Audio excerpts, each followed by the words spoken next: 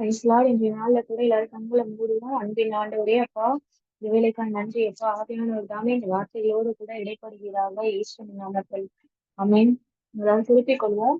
1 கொரிந்தியர் 6 அதிகாரம் 12 வசனம். 1 கொரிந்தியர் 6 அதிகாரம் 12 வசனம். எல்லாவற்றையும் அனுபவிக்க எனக்கு அதிகாரம் உண்டு, ஆகிலும் எல்லாம் எனக்கு தகுதியாயிராது. எல்லாவற்றையும் அனுபவிக்க எனக்கு அதிகாரம் உண்டு, ஆகிலும் நான் ஒன்றுக்கும் அடிமைப்பட மாட்டேன். அப்படியே கூட 17 வசனம் வந்துருங்க. அப்படியே கர்த்தரோடு இசைந்திருக்கிறவனும் அவரோடு கூட ஒரே ஆவியாக இருக்கிறான். வேசித்தனத்திற்கு விலகி ஓடுங்கள். மனுஷன் செய்கிற எந்த பாவமும் சரீரத்திற்கு புறம்பாய் இருக்கும். வேசித்தனம் செய்கிறவனோ தன் சுய சரீரத்திற்கு விரோதமாய் பாவம் செய்கிறான். உங்கள் சரீரமானது நீங்கள் தேவனாலே பெற்றும் உங்களில் தங்கியும் இருக்கிற பரிசுத்த ஆவியினுடைய ஆலயமாய் இருக்கிறது என்றும் நீங்கள் உங்களுடையவர்கள் அல்லவென்று அறியீர்களா? ஆமென். இதுல ஆண்டவர் நம்ம இடத்துல சொல்றது என்ன அப்படின்னா, எல்லாவற்றையும் நீங்க அனுபவிக்கலாம். ஆனா எல்லாம் எப்படி இருக்கும் அப்படின்னா, உங்களுக்கு தகுதியா இராது. நமக்கு அது தகுதியா இராது அப்படின்னு பவுல் வந்து அவரை குறிச்சு இங்க அவருடைய நோட் பண்ணி எழுதியிருக்கிறாரு. ரட்சிக்கப்பட்ட கர்த்தரால தெரிந்து கொள்ளப்பட்ட ஒவ்வொரு பிள்ளைக்கும் ரட்சிப்பின் வாழ்க்கைக்கு அப்புறம் அவங்க சந்திக்கிற ஒவ்வொரு விஷயமுமே வந்து எது நமக்கு தகுதியா இருக்கும், எது நமக்கு தகுதியா இருக்காது அப்படின்னு சொல்லிட்டு நம்ம பகுத்தறிகிற அறிவை நம்ம பெற்றுக்கொண்டாலே, அந்த பகுத்தறிகிற அறிவின் ஆவியானவர் நமக்குள்ள இருந்தாலே கர்த்தருடைய வழியில நம்மளால கரெக்டா நடக்க முடியுங்கிறத தெளிவா இந்த வசனம் சொல்லுது. எல்லாவற்றையும் அனுபவிக்க எனக்கு அதிகாரம் உண்டு. ஒரு சரீரத்துக்குள்ள இருக்கிற நம்மளுடைய ஆவியில இந்த சரீர பிரகாரமாய் பார்த்தோம் அப்படின்னா கண் இருக்குது, காது இருக்குது, வாய் இருக்குது. எல்லாவற்றையும் பார்க்கிறதுக்கோ, எல்லாவற்றையும் கேட்கிறதற்கோ, எல்லாவற்றையும் பேசுகிறதற்கும் நமக்கு அதிகாரம் இருக்கு. ஆனா அந்த அதிகாரத்தை வைத்து நம்ம அதை செய்யணும் அப்படின்னா தேவ பிள்ளைகளாகி இருக்கிற நமக்கு அது தகுதியா இருக்காதுன்னு சொல்லிட்டு வசனம் சொல்லுது. ஏசப்பா நம்மளை எப்படி பிரித்தெடுத்தாங்க அப்படின்னா, அவர் எல்லாவற்றையும் கொண்டிருந்தவராய் இருந்தோம், எல்லா அதிகாரத்தையும் பெற்றிருந்தவராய் இருந்தோம், அவர் எல்லாவற்றிற்கும் தன்னை கீழ்ப்படுத்தினது நிமித்தமாம் அவர் தன்னுடைய சிலுவை மரணத்தின் மூலம் நம்மளை பெற்றுக்கொண்டார். அதே போலதான் அவர் எப்படி தன்னை கீழ்ப்படுத்தி நம்மை சுதந்தரித்தாரோ, அதே போல நம்ம சில நேரங்கள்ல சில அதிகாரங்களுக்கு நமக்கு கொடுக்கப்பட்டிருந்தாலும், உங்களுடைய கண் தான் நீங்க எதை வேணா பார்க்கலாம், உங்களுடைய காது தான் நீங்க எதை வேணா கேட்கலாம், உங்களுடைய வாய் தான் நீங்க யாரோட வேணாலும் நீங்க பேசலாம். ஆனாலும் கூட அந்த அதிகாரங்களுக்கு நம்ம இடம் கொடுக்காதபடிக்கு நமக்கு தகுதியா இராத அந்த காரியங்களை விட்டு விலகி நமக்கு எது தகுதி என்று பார்த்து கர்த்தருக்கு கீழ்ப்படிந்து இருக்கும் பொழுது ஆண்டவர் பெற்றுக்கொண்ட அதே மகிமைய நமக்கும் ஆண்டவர் கொடுக்கறதுக்கு போதுமானவரா இருக்கிறாருன்னு சொல்லிட்டு வசனம் சொல்லுது. ஏன்னா நம்ம பெற்றுக்கொள்ளுகிற அதிகாரம் எப்படிப்பட்டதா இருக்குன்னா சரீரத்திற்குரிய அதிகாரம், இந்த பூமிக்குரிய அதிகாரம். ஆனா இந்த அதிகாரங்களை நம்ம உதறி தள்ளும் பொழுது எப்படி கிடைக்குது, எந்த மகிமை நமக்கு கிடைக்குதுன்னா ஆவிக்குரிய மகிமை கிடைக்குது, பரலோகத்தின் மகிமை கிடைக்குது. இன்றைய நாள்ல கூட ஒரு மனிதனை குறித்து பார்க்க போறோம். அவனுக்கு கொடுக்கப்பட்ட பரலோக மகிமைய தன்னுடைய சரீரத்தை முன்வைத்து, தன்னுடைய கண்களை முன்வைத்து எப்படி இழந்து போனார், எப்படி அவருடைய வாழ்க்கை முடிந்ததுன்னு சொல்லிட்டு நம்ம பார்க்க போகிறோம். பிரசங்கிகளை கூட ஒரு வசனம் இருக்குல்ல, பிரசங்கி 11:10 சொல்லுது, நீ இருதயத்தில் இருந்து சஞ்சலத்தையும் உன் மாம்சத்திலிருந்து தீங்கையும் நீக்கி போடு, இளவயதும் மாலிபமும் மாயையே. அதுக்கு மேல 9th அந்த வேர்ஸ்ல தெளிவா ஆண்டவர் வந்து ஒரு ஒரு கட்டளை மாதிரியே கொடுக்குறாங்க. நீ உன் இஷ்டப்படி நட, வாலிபனே உன் இளமையில சந்தோஷப்படு, உன் வாலிப நாட்கள்ல உன் இருதயம் பூரிப்பாக்கப்பால், உன் நெஞ்சின் வழிகளிலும் உன் கண்ணின் காட்சிகளையும் கூட நட. ஆனாலும் இவைகள் எல்லாவற்றின் நிமித்தமும் தேவன் நம்மை எந்த இடத்துல நிறுத்துவாராம், நியாயத்துல கொண்டு வந்து ஆண்டவர் நம்மை நிறுத்துவாராம். நமக்கு எல்லாவற்றையும் செய்கிறதற்கு அதிகாரம் இருக்கு. ஆனா எல்லாமே நமக்கு தகுதியா இராதுங்கிறதற்கு இந்த பிரசங்கி 11:9, 10 நமக்கு மிகப்பெரிய எடுத்துக்காட்டு. ஏன்னா இள வயதும் வாலிபமும் நம்மளை சுற்றி இருக்கிறவர்கள் பார்த்தோம் அப்படின்னா அநேகர் வந்து தவறான ரிலேஷன்ஷிப்குள்ள இருக்கலாம், நிறைய பேர் லவ் பண்ணிட்டு இருக்கலாம், இல்ல தவறான இப்ப இருக்கிற ட்ரெண்ட்ல பார்த்தோம் அப்படின்னா ட்ராமா, பிடிஎஸ் இந்த மாதிரி நிறைய காரியங்கள் பார்த்து கொண்டு இருக்கலாம். ஆனா அதெல்லாம் பார்க்கும் பொழுது நம்ம அப்படி இல்லையே, இல்ல ஒருவேளை அவங்க நம்மளை ஒதுக்கி கூட வைக்கலாம். இதெல்லாம் நீ ஏன் பார்க்கல, இதெல்லாம் நீ ஏன் செய்யல, ஒரு வித்தியாசமா இருக்கே அப்படின்னு சொல்லிட்டு நம்மளை ஒதுக்கி வைக்கலாம். ஆனா நீங்க நினைக்கிறது என்ன தெரியுமா, அவர்களுடைய உலகத்துக்குள்ள அவங்கள்ல இருந்து நீங்க தகுதி இல்லைன்னு பிரித்தெடுக்கப்படுறீங்கன்னா பரலோகத்திற்கு நீங்க தகுதியாக்கப்படுவீங்கன்னு அர்த்தம். அந்த வசனத்திற்கு நீங்க தகுதி உள்ளவர்களா இருக்கிறீங்கன்னு அர்த்தம். அந்த அதிகாரத்தை, இந்த உலக பிரகாரமான அதிகாரத்தையோ சரீரத்திற்கு கொடுக்கப்பட்டிருக்கிற அதிகாரத்தையும் நீங்க புறம்பாக்குறீங்க அப்படின்னா உங்களுடைய ஆவியின் அதிகாரத்தை மேலெழுப்பி உங்களுடைய மகிமையை நீங்க சுதந்திரிக்க போகிறீங்கன்னு அர்த்தம். இததான் வசனம் தெளிவா சொல்லுது. ஆண்டவர் எல்லாவற்றையும் நியாயத்துல கொண்டு வந்து நிறுத்த போதுமானவரா இருக்கிறார். நம்மளுடைய கண்ணின் காட்சிகள் இன்னைக்கு நடக்கலாம். நம்மளுடைய செயல்கள், வழிகள்ல, நம்மளுடைய நெஞ்சுல என்னென்னலாம் நினைக்கிறோமோ, என்னென்ன ஆசைகள்லாம் நம்மளுடைய இருதயத்துல இருக்குதோ, அதை எல்லாவற்றையும் செய்யறதுக்கு நம்மளுடைய இருதயம் எண்ணலாம்.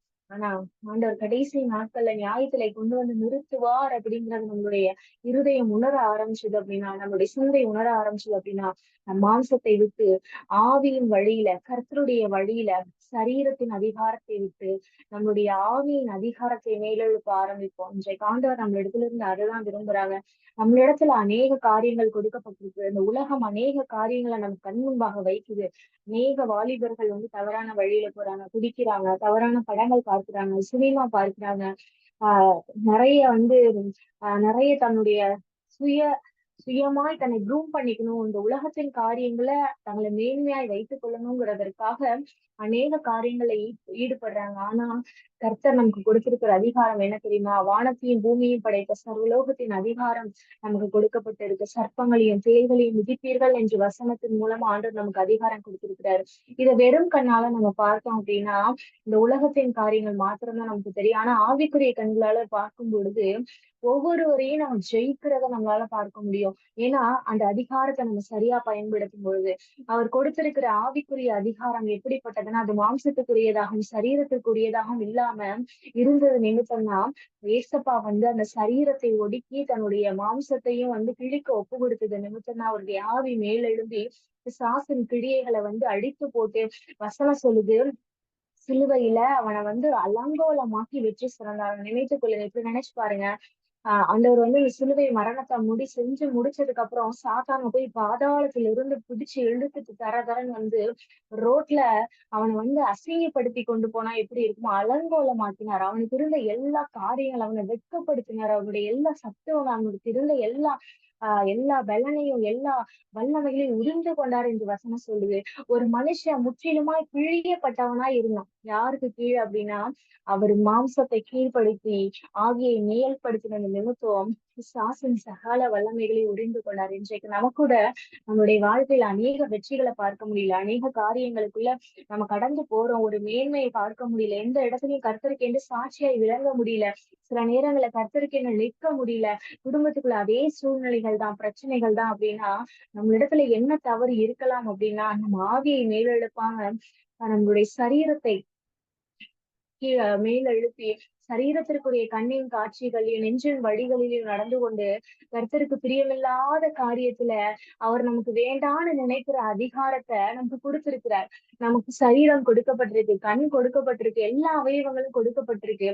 ஆனா அதுல இருக்கிற அதிகாரங்களை நம்ம பயன்படுத்த கூடாதுங்கிறதுதான் ஆண்டவரோட விருப்பம். கண்ணுடைய அதிகாரத்தையும் இருதயத்தின் அதிகாரத்தையும் நம்முடைய காதலுடைய அதிகாரத்தையும் ஒருவர் கெட்ட வார்த்தை பேசிக்கொண்டே இருக்கிறாங்கன்னா அதை கேட்க கூடாதுங்கிறதுதான் ஆண்டவர் விரும்புறாங்க.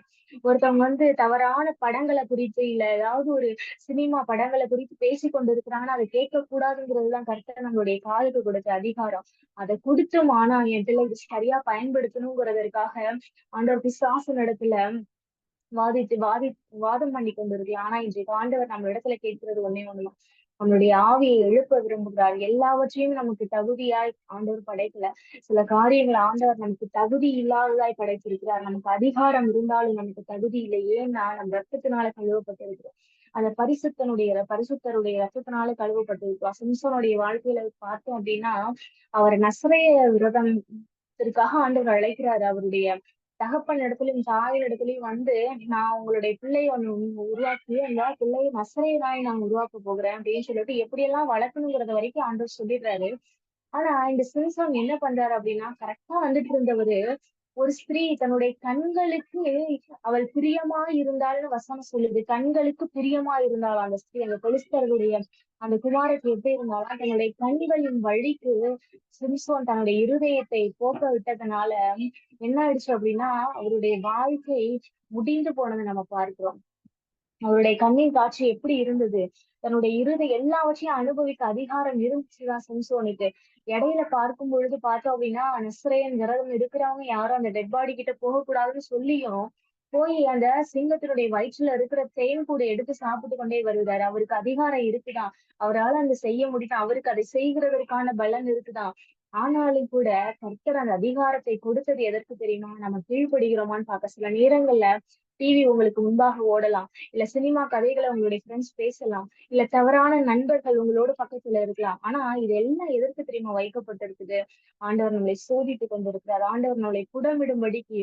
நீங்க ஒரு பாபிலோனுக்குள்ள, ஒரு வேசித்தன விபச்சார கூட்டங்களுக்குள்ள நீங்க இருக்கும் பொழுது இருக்கிற பரிசுத்தம் தான் ரொம்பவே மேலானது. ஒரு ஒரு 100 பரிசுத்தவான்களுக்கு நடுவுல நீங்கள் இருப்பதை காட்டிலும் நீங்க எப்படி ஒரு வேசித்தனம் நிறைந்த இடத்துல பரிசுத்தமா இருக்கிறீங்கன்னு தான் ஆண்டவர் பாக்குறாரு. ஏன்னா தானியேலோட ஜெபம் கர்த்தருக்கு ஏன் பிரியமா இருந்துச்சு அப்படின்னா, அவர் ஒரு பாபிலோன்ல மகா வேசித்தனம் நிறைந்த பாபிலோன், விபச்சாரங்கள் நிறைந்த பாபிலோன் என்ற வசனம் சொல்லுது. அந்த இடத்துல தானியேல் எப்படி இருந்தாரா? பரிசுத்தவானா இருந்தார். எப்படி இருந்தார்? அதுவும் கர்த்தரை தேடுகிற பரிசுத்தவானா இருந்தார். நம்மளும் கூட நிறைய சூழ்நிலைகளுக்குள்ள, அசுத்தங்களுக்குள்ள, சுற்றி இருக்கிற மனிதர்களுக்குள்ள நாம மாட்டிக்கொண்டு இருந்தாலும் ஆண்டவர் விரும்புகிறது என்ன அப்படின்னா, எல்லா சூழ்நிலைகளையும் நம்ம பரிசுத்தவான நம்மளை காத்துக்கொள்ளணும்னு சொல்லிட்டு தான் அந்த அதிகாரத்தை தான் ஆண்டவர் நம்மளுடைய வாழ்க்கையில எழுப்ப விரும்புகிறார். மாம்சத்தின் அதிகாரம் முடக்கப்பட்டு ஆவியின் அதிகாரம் எழுப்பப்படணும். அந்த ஆவியின் அதிகாரம் எழுப்பப்படணும்னா நமக்கு எது தகுதி, நமக்கு எது தகுதி இல்லைங்கிறத நம்ம அறிந்து கொள்ளணும். சிம்சோன் எப்படி அறிந்து கொள்ளாம போனார் அப்படின்னா, அந்த கண்களின் காட்சிகளுக்கு தன்னை ஒப்பு கொடுத்தது நிமித்தம் அந்த ஸ்திரீ அவருடைய கண்ணுக்கு பிரியமா இருந்தாலும் தன்னுடைய கண்ணுக்கான இச்சையை அவர் தீர்த்து கொள்ளுகிறதற்காக அந்த கண்ணு ஆசைப்பட்டுட்டுங்கிறதுக்காக தன்னுடைய சரீரத்துல இருக்கிற ஆவியானவருக்கு தன்னுடைய அழைப்பு கொடுத்த ஆவியானவருக்கும் ஆண்டவருக்கும் கீழ்ப்படியாம தன்னுடைய வாழ்க்கைய அந்த ஸ்திரீயோடு கூட இணைக்கிறதற்கு அவர் விருப்பப்பட்டுட்டாரு. அதனாலதான் அவருடைய ஆவி எடுக்கப்பட்டு அவருடைய பலன் எடுக்கப்பட்டு கடைசியா கண் பிடுங்கப்பட்டவராய் இருந்தார். எதனால கூட அந்த சிம்சோன் கண்ணு பிடுங்கப்பட்டிருக்கலாம்னு யோசிக்கும் பொழுதுதான் தெரிந்தது. எது நிமித்தம் அவருடைய பாவம் உள்ள வந்துச்சுன்னா அதே கண்ணின் நிமித்தம் தான் அவருடைய பாவம் உள்ள வந்துச்சு. அந்த கண்ணிலிருந்து துவங்கின பாவம் கடைசியில அந்த கண்ணிலேயே முடிஞ்சுச்சு. அந்த கண்ணு பிடுங்கப்பட்டு அவர் எப்படி வேடிக்கை காட்டி கொண்டிருந்தாராம். ஒரு ஒரு விளையாட்டு, ஒரு மங்கி மாதிரி ஒரு அவ்வளவு பெரிய மதில் பட்டணத்தினுடைய கதவை அசால்ட்டா தூக்கி தோல்ல வைத்து கொண்டு போன மனிதன், ஒரு பச்சை காடை எலும்பு எடுத்து 1000 பேரை கொன்று போட்ட மனிதன், இவ்வளவு பராக்கிரமசாலி கண்கள் பிடுங்கப்பட்டது என்ன காரணம் பார்த்தோம் அப்படின்னா கண்களின் இச்சை. தன்னுடைய மாம்சத்தின் இச்சைய கண்கள் மூலமா அவர் தெரிந்து கொண்டது நிமித்தம் அவருடைய வாழ்க்கையில ஆவியானவரை இழந்து போனார். இன்றைக்கு கூட கர்த்தர் நம்மளை அழைக்கிற காரியம் ஒன்னே ஒன்றுதான். மாம்சத்தை ஒடுக்கி நமக்கு எது தகுதி இல்லைன்னு சொல்லிட்டு ஆண்டவரிடத்துல கேட்டு அதன்படி நடக்கிற பிள்ளைகளாதான் நம்ம இருக்கணும்னு விரும்புறாரு.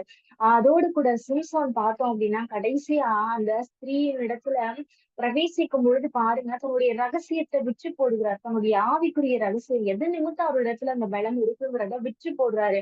அப்ப ஒருத்தவங்களை பிரியப்படுத்தணுங்கிறதுக்காக ஆண்டவருக்கும் நமக்குமான உறவை என்ன பண்றாங்க அப்படின்னா சில பேர் விற்று போடுறாங்க. இந்த சிம்சோன் பண்ணது இதுதான். ஆண்டவருக்கும் அவருக்குமான ரகசியம் அவருடைய மகாபலன் எதனால் வந்ததுன்னு தெரிந்து கொள்ளும்படிக்கு பலிஸ்தர் அவள் இடத்துல போனார்கள் என்று வசனம் சொல்லுது. அவனுடைய பலன் மகாபலன், கர்த்தருடைய பலன் அது. அந்த பலனை குன்றி போக பண்ணுகிறதற்கு ஒரு பிசாசு ஒரு டிராப்ப வைக்கிறான். யாரு அந்த டிராப்ல அவனுக்கு உதவி செய்றாங்கன்னா அவங்க ஒரு பெண். அந்த பெண்ணுடைய மடியில சிம்சோன் படுத்துக்கொண்டு தன்னுடைய வாலிபத்தின் நிமித்தம் ஆண்டவர் கொடுத்த அழைப்பை இழந்து போகிறான். சிம்சோனுடைய மிகப்பெரிய தவறு இது. 2வது தவறு. முதலாவது அவர் கண்ணின் காட்சிகள்ல விழுந்தது நிமித்தம். 2வது பார்த்தோம் அப்படின்னா கர்த்தருக்கும் அவருக்குமான உறவை இன்னொரு புறஜாதியார்த்த ரகசியத்தை விற்று போடுறது போல எப்படி காசுக்கு விற்று போடுவாங்களோ அவர் அந்த ஸ்திரீ, அதுவும் பரஸ்திரின்னு சொல்லப்பட்டிருக்கு. அவர் ஒரு வேசி பெண்மணி. அவளிடத்துல கர்த்தருக்கும் அவருக்குமான உறவை அவர் சொல்லி அது நிமித்தம் தன்னுடைய மகாபலனை இழந்து போறார். இன்றைக்கு கூட கர்த்தர் நம்ம இடத்துல விரும்புகிறது ஒன்றே ஒண்ணுதான். எல்லாவற்றையும் அனுபவிக்கிறதுக்கு நமக்கு ஆண்டவர் கையில எல்லாவற்றையும் கொடுத்திருக்காருதான். ஆனா எதுக்கும் நம்ம அடிமைப்படக்கூடாதுங்கிறதுதான் ஆண்டவர் விரும்புகிறது. எப்படிதான் அந்த ஆதாமுக்கும் ஏவாளுக்கும் ஆண்டவர் எல்லா தோட்டத்தின் எல்லா கனிகளையும் விருட்சங்களையும் புசிக்கிறதற்கு ஆண்டவர் பெர்மிஷன் கொடுத்திருந்தாரு. ஆனா நடுவுல இருக்கிற நன்மை தீமை அறியத்தக்க கனியை மாத்திரம் புசிக்க கூடாதுன்னு ஆண்டவர் சொல்லியிருந்தார். ஏன் ஆண்டவர் அந்த அந்த மரத்தை வைக்காமலே இருந்திருக்கலாமே நமக்கு நிறைய கொஸ்டின் வரும். ஆனா ஆண்டவருக்கு வேணுங்கிறது என்னன்னா வைத்திருக்கிறேன், ஆனா என்னுடைய பிள்ளை என்னுடைய வார்த்தைக்கு கீழ்ப்படியுங்கிற ஒரு ஆண்டவருடைய நம்பிக்கைதான் அந்த ஆதாம் மேலேயும் ஏவாள் மேலேயும் ஆண்டவர் வைத்திருந்த அன்பு, அது நிமித்தம் தான் எங்க பிள்ளைங்க, நான் உருவாக்குன மனுஷன் கண்டிப்பா எனக்கு கீழ்ப்படிவாங்கிற ஆண்டவருடைய நம்பிக்கை அன்றைக்கு ஆதாமும் ஏவாளும் கெடுத்து போட்டாங்க. அந்த நிமித்தம் தான் உலகத்துக்குள்ள பாவம் வந்துச்சு. இன்றைக்கும் கூட ஆண்டவர் நம்ம மேல வைத்திருக்கிற நம்பிக்கை எப்படிப்பட்டது தெரியுமா? பரிசுத்தவானவங்களை காத்து கொள்ளும்படிக்கு நீங்க போராடணும்னு விரும்புகிறார். யோசேப்பு பாவத்தை விட்டு பாவத்தோடு கூட போராடல. பாவத்தோடு கூட அந்த ஆஹ் அந்த மனுஷனுடைய வீட்டுல அந்த போத்திபாருடைய மனைவி இடத்துல போராடல பாருங்க. பாவத்துக்கு விலகி ஓடிட்டான். அதே போலதான் நம்மளுடைய கண்ணின் காட்சிகளும் நெஞ்சின் வழிகளும் ஆண்டவர் இடத்துல இருந்து நம்மளை பிரிக்க கூடுமானால், நம்மளை பிரிக்குமானால் அதிலிருந்து நம்ம விலகி ஓட கற்றுக்கொள்ளணும். கண்ணின் காட்சிகள், டிவி, சினிமா, மொபைல், ஒரு 10 மினிட்ஸ்க்கு மேல ஆண்டவர் இந்த மொபைலை எடுக்காதுன்னு சொன்னா கண்டிப்பா நீங்க எடுக்காதீங்க. ஏன்னா அது உங்களை விட்டு கண்டிப்பாய் பிரிக்க கூடும். நீங்க தவறான படங்களை பார்ப்பீங்கன்னு சொல்லல. ஒரு தவறான ஆட் வரலாம். ஒரு தவறான இதன் மூலமா பிசாசு உங்களுக்குள்ள கண்ணி வைக்கலாம். ஆண்டவர் சொல்லுகிற ஒரே ஒரு காரியம், எல்லாத்துக்கும் அதிகாரம் நான் கொடுத்துட்டேன். எது நன்மை எது தீமைங்கிறத அறிந்து நீங்க எதை எடுத்துக்கணுங்கிறதையும் உங்களுடைய அறிவுல கொடுத்திருக்கிறேன். அதன்படி செயல்படுகிறதற்கு எது உங்களுக்கு தகுதி, எது உங்களுக்கு தகுதி இல்லைன்னு பிரித்து நீங்க பார்க்கணுங்கிற ஆவியை இன்றைக்கு நம்ம கேட்க போறோம். அந்த அறிவை நமக்கு ஆண்டவர்கிட்ட கேட்க போறோம். எல்லாரும் கண்களை மூடி ஏசப்பாட்ட கேட்போமா? எது நன்மை எது தீமை, எது எனக்கு தகுதி எது எனக்கு தகுதி இல்லைன்னு சொல்லிட்டு எனக்கு சொல்லி கொடுங்க ஏசப்பான்னு சொல்லிட்டு கேட்போம். எல்லாரும் கண்களை மூடி. அன்பின் ஆண்டவரே, அப்பா உண்மை நன்றியோடு துதிக்கிறோம், ஸ்தோத்தரிக்கிறோம் அப்பா. அப்பா இந்த வேலையில கூட அப்பா எல்லாம் எங்களுக்கு தகுதியா இருக்காதுன்னு சொல்லி இருக்கிறீங்க அப்பா. எல்லாவற்றையும் அனுபவிக்க எங்களுக்கு நீங்க அதிகாரம் கொடுத்திருந்தாலும் சுவாமி, அப்பா எல்லாம் எங்களுக்கு தகுதி இராதேசப்பா. ஆண்டவரை ஒன்றுக்கு நாங்கள் அடிமைப்படாதபடிக்கு கர்த்தருக்கு மாத்திர சுதந்திரவாளிகளாய், கர்த்தருக்கு மாத்திரம் உடையவர்களாய், கர்த்தருக்கு மாத்திர கீழ்ப்படுகிறவர்களாய், கர்த்தருக்கு மட்டும் அடிமைப்பட்டவர்களாய் அப்பா தகப்பனே எங்களை மாற்றுங்கப்பா. யார்கிட்ட அப்பா பழகணும், யார்கிட்ட பழகக்கூடாது, எங்கள் கண்களின் காட்சிகளிலும் நெஞ்சின் வழிகளிலும் நாங்கள் நடக்காதபடிக்கு இவைகள் எல்லாம் எங்களை நியாயத்துல கொண்டு வந்து நிறுத்தும் என்பதை எங்களுடைய இருதயத்துல வைத்து ஒவ்வொரு நாளும் அப்பா நாங்கள் செயல்பட கர்த்தர் நீங்க எங்களுக்கு கிருபை கொடுங்கப்பா. ஒவ்வொரு நாளிலும் அப்பா தேவனுடைய மகத்துவங்களை மாத்திரம் பார்த்து நீர் எங்களுக்கு கொடுத்திருக்கிற அந்த மகா கிருபையும் இரக்கமுள்ள ரட்சிப்பையும் சுதந்திரித்து முடிவு வரியெல்லாம் அப்பா அதை பற்றி கொண்டு ஓட எங்களுக்கு போதுமான பலனை அருளுவீராக என்று செபிக்கிற ஆண்டவரே. ஆண்டவரே தகப்பனே, எல்லா தகுதியும் எங்கெல்லாம் அப்பா தகப்பனே தகுதி இல்லாத காரியங்களை நாங்கள் செய்தது நிமித்தம் இப்பொழுது ஆண்டவரே தகப்பனே வேதனையில இருக்கிறோமோ, ஏதோ எங்களுடைய கண்களை நிச்சயிக்க ஒப்பு கொடுத்தது நிமித்தம், ஏதோ எங்கள் இருதயத்தை நிச்சயிக்க ஒப்பு கொடுத்தது நிமித்தம் யார் யாருடைய வாழ்க்கையெல்லாம் கோணலா இருக்குதோ, இயேசுவின் நாமத்தினால இந்த வேலையில இயேசுவின் நாமத்தினால எல்லாம் சீராகட்டும், கர்த்தருடைய கட்டுப்பாட்டுக்குள்ள வரட்டும் என்று செபிக்கிறோம் ஆண்டவரே. கண்களின் காட்சிகள்லையும் நெஞ்சின் வழிகளில் நடக்கிற துணிகரத்தின் ஆவி எங்கள் இடத்திலிருந்து விலகட்டும் இயேசுவின் நாமத்தினால. கர்த்தர் எங்களுக்கு அப்பா உங்களுக்கு பயந்து நடக்கிற, உங்களுக்கு கீழ்ப்படுகிற அப்பா பகுத்தறிகிற அப்பா நன்மை தீயமை அறியத்தக்க ஆவியை அருளுகிறதற்காக நன்றி செலுத்துகிறப்பா. உங்களுடைய கரத்துல முற்றிலுமாய் தாழ்த்தி அர்ப்பணிக்கிறோம். நீர் மாத்திரம் பெறுங்க.